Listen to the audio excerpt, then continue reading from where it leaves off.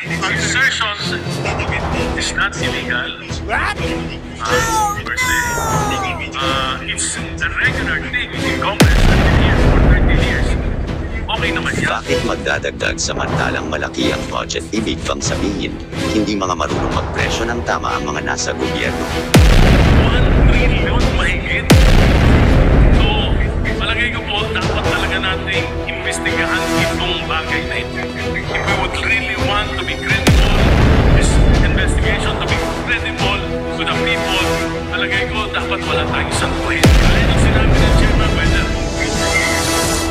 senador, whether congressman, PWH, nakikita ko si Engineer Alcantara, may kapikinit talaga po ako eh. Salamat po. Mga buhaya sa Nepal pinakawalan na. Pilipinas, pakawalan na natin ang mga buhaya sa ilog at sapa. Ihanda. Pamilya ninyo. Mamon. Walang sasantuhan ng tao, bayan, at hindi na makikinig sa mga kasinungalingan. Hindi kayo kayang isalba ng pera nyo. Bilyon-bilyon at trillion ang nawawala sa tao na negosyable. Ito